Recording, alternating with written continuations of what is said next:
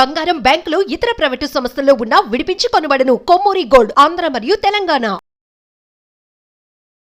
నమస్తే, welcome to మనం TV. ప్రస్తుతం మనతో పాటు ఉన్నారు ప్రముఖ ఆయుర్వేదిక్ డాక్టర్ బుక్కా మహేష్ బాబు గారు. సార్తో మాట్లాడి మనకున్న సందేహాలు నివృత్తి చేసుకుందాం. హలో సార్, నమస్తే. నమస్తే సార్, జనరల్ గా ఈ మధ్య కాలంలో అందరూ ఫేస్ చేస్తున్న ప్రాబ్లం వెయిట్ గెయిన్. అయితే ఎన్ని ఫిజికల్ యాక్టివిటీస్ చేసినా, ఫుడ్ ఎంత కంట్రోల్లో పెట్టినా కానీ జనరల్గా అయితే వెయిట్ అయితే లాస్ అవ్వట్లేరు. సో ఆయుర్వేదంలో మనకి ఎలాంటి చిట్కాలు ఉన్నాయి సార్ వెయిట్ లాస్ అవ్వడానికి? ఎలా తగ్గించుకోవాలి అంటే జనరల్గా ఆయుర్వేద వైద్యంలో తీసుకున్నట్లయితే కేవలము రోగం వచ్చాకనే ఆయుర్వేద వైద్యం అని చాలా మంది చెప్తూ ఉంటారు, కానీ రోగం రాకుండా ఉండడానికి కూడా ఆయుర్వేద వైద్యం ఉంది. ఎందుకంటే ఆయుర్వేద వైద్యం అనేది న్యాచురోపతి, యోగాతో కూడినటువంటి ఒక విధి విధానంతో కూడింది. అది ప్రివెంటివ్ మెడిసిన్ ఆఫ్ ఆయుర్వేద. చాలా వరకు ఆ ప్రివెంటివ్ మెడిసిన్ ఆఫ్ ఆయుర్వేదాను ఎవరు ఇప్పటిదాకా టచ్ చేయలేదు. ఆయుర్వేదం అంటే ఏదో రోగం వచ్చాకనే ఇది ఒక వైద్య శాస్త్రం, అలోపతి లాగానే అని చాలా మంది అంటారు, కానీ రోగం రాకుండా ఉండడానికి కూడా ఆయుర్వేద వైద్యం ఉంది.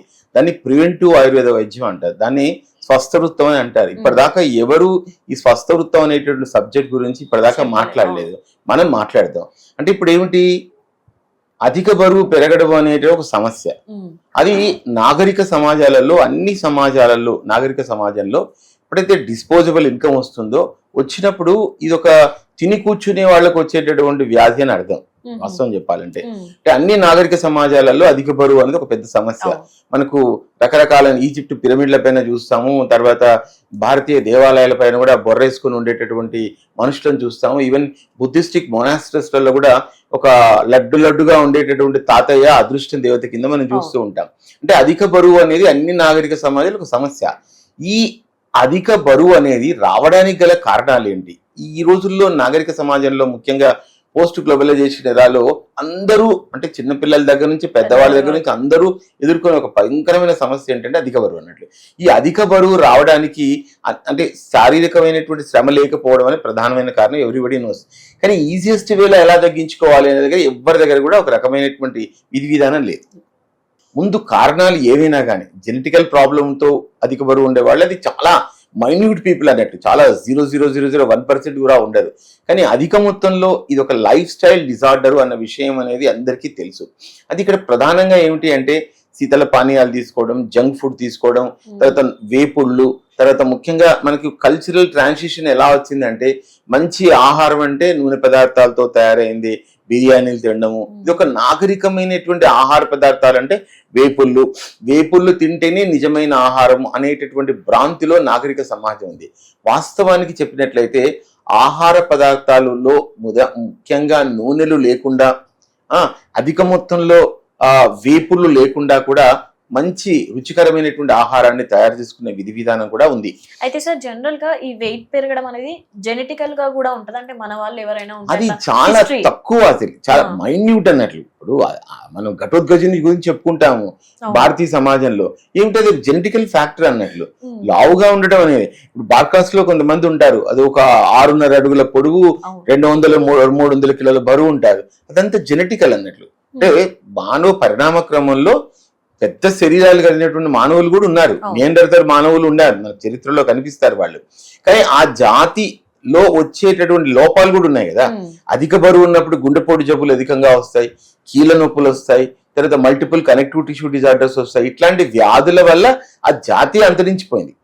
అంటే ఆ ఘటోద్గజుల్లా ఉండేటటువంటి జాతి నియండర్తల్ మానవులు. ఆ మానవులు అనేటువంటి వాళ్ళు అసలు మానవ చరిత్రలో ఉండేవాళ్ళు, వాళ్ళు అంతరించిపోయారు, జాతి అంతరించిపోయింది. అంటే దీన్ని బట్టి ఏమర్థమవుతుంది, అధిక బరువు అనేటటువంటివి మానవ జాతికి ఒక వినాశనకరమైనటువంటిది. ఈ అధిక బరువును తగ్గించుకోవడానికి ఏమిటంటే ఒక 7 రోజుల ఒక ఆహార పద్ధతి అనేది గురు ఆయుర్వేద సంస్థ వాళ్ళు చాలా కాలం క్రితం ఒకటి తీసుకొచ్చారు ఆ పద్ధతి. అంటే మొదటి రోజు ఏమిటి అంటే ముఖ్యంగా తీసుకునేటువంటి కాఫీ టీలలో పాలు లేకుండా, చక్కెర లేకుండా తీసుకోవాలి. అంటే ముఖ్యంగా ఈ రోజులలో గ్రీన్ టీ అని ఎట్లా చెప్తారో ఆ గ్రీన్ టీ తీసుకోవాలి, పాలు తీసుకోవద్దు. పాలు కూడా బరువు పెరగడానికి దోహదం చేస్తుంది. మొదటి రోజులు ఓన్లీ ఏమిటి అంటే ఓన్లీ ఫ్రూట్స్ అన్నట్లు. మొట్టమొదటి రోజు పొద్దున, మధ్యాహ్నం, రాత్రి 3 పూటల ఫ్రూట్స్. రెండో రోజు ఏంటి ఓన్లీ బాయిల్డ్ వెజిటబుల్స్, కొంచెం పెప్పరు సాల్ట్ వేసుకొని కేవలం బాయిల్డ్ వెజిటబుల్సే తీసుకుంటాం. మూడో రోజు వచ్చి వెజిటబుల్స్ అండ్ ఫ్రూట్స్ కలిపి తీసుకుంటాం. 4వ రోజు 5వ రోజు ఏమిటి అంటే మనకు జొన్నలతో చేసేటటువంటి మనం జొన్న ముక్కలతో చేసేటటువంటి ఒక కిచిడి లాగా చేసుకోవడం, తర్వాత రాగి లాంటి కిచిడి లాంటివి చేసుకోవడం, కొర్రలతో చేసుకునే కిచిడి లాంటివి చేసుకోవడం, అది తీసుకోవడం. తర్వాత 5, 6, 7 రోజులలో కూడా రాగి సంకటి లాంటివి చేసుకోవడం అన్నట్లు. అంటే కొంచెం రాగి పిండితో కలుపుకొని కొంచెం ఒక ముద్దన్న అందులో వేసేసుకున్నట్లయితే సంకటి అవుతుంది. ఆ సంకటితో పాటు ముఖ్యంగా మనం తీసుకునే వాటిల్లో ఈ వేరుశెనగకాయలు కానీ, నువ్వులు కానీ, ఇట్లాంటివి అంటే మన కొబ్బరి కానీ వాడకుండా రోటి పచ్చళ్ళు, కొబ్బరి కాకుండా ఇవి కాకుండా ముఖ్యంగా కొత్తిమీర పచ్చడి కానీ, కరివేపాకు పచ్చడి కానీ, నల్లేరు పచ్చడి కానీ, వెల్లుల్లి పచ్చడి కానీ, చింతపండు పచ్చడి కానీ, ఇట్లాంటి పచ్చళ్ళు చేసుకొని, గోంగూర పచ్చడి కానీ, తర్వాత ఇట్లాంటి పచ్చళ్ళు చేసుకొని మనం రాగి ముద్ద 5, 6, 7 రోజులు తీసుకోవాలి.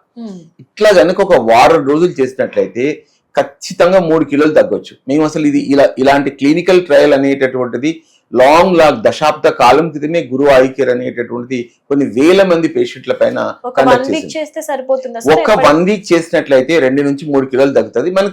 మన యొక్క శరీరం యొక్క వెయిట్ ప్రకారంగా ఎంత బరువునో చూసుకొని ఎన్ని కిలోలు తగ్గాలో నిర్ణయించుకొని అలా చేసుకున్నట్లయితే ఖచ్చితంగా అంటే మనకు డిసైడ్ 10 కిలోలు తగ్గాలనుకుంటున్నామా, 15 కిలోలు తగ్గాలనుకుంటున్నాం, అది డిసైడ్ చేసుకొని ఇలా కనుక చేసుకున్నట్లయితే వారానికి 2 నుంచి 3 కిలోలు గణనీయంగా తగ్గించుకునే ఆస్కారం ఉంది.